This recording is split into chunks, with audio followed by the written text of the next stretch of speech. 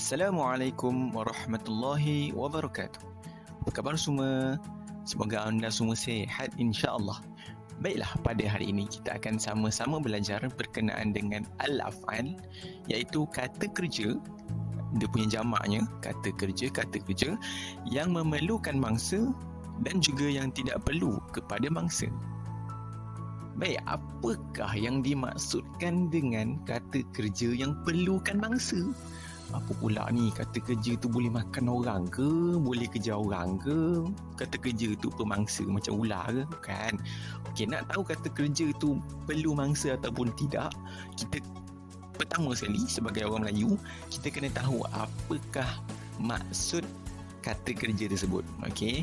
So contoh, saya bagi perkataan akala yang ada di depan awak ni kan. Okey, akala, apa maksud akala? Akala maksudnya makan. Okey, so makan, bila ada kata kerja kena ada pelaku. Siapa pelaku dia?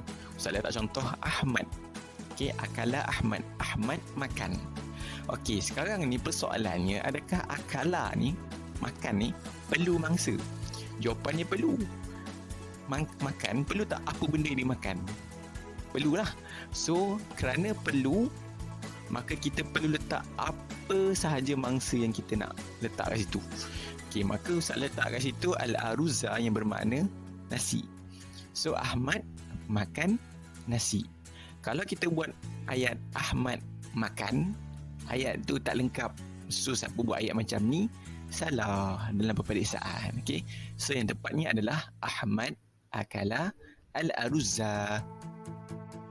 Adapun untuk kata kerja yang tak perlukan mangsa, macam mana pula kata kerja yang tak perlukan mangsa? Adakah dia herbivore, vegetarian?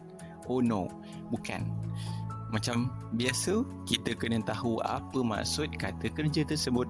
Maka sebagai contoh, kata kerja zahabat. Okay, zahabat.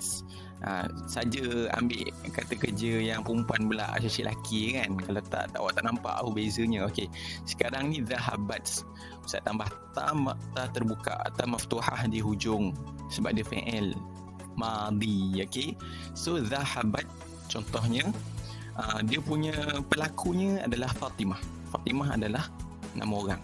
Baik, zahabat apa maksud dia? Zahabat maksud dia adalah telah pergi. Dia telah pergi. Siapa telah pergi? Fatimah.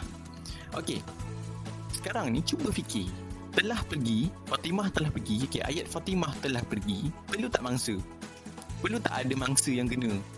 Tak ada, tak perlu. So maknanya kalau awak buat zahabat Fatimatun, dah kira lengkap. Ayat tu dah difahami. Okey, so Ustaz saja tambah ilal fasli ke kelas. Kalau awak tak tulis ilal fasli sekalipun, ayat tu dah dikira lengkap.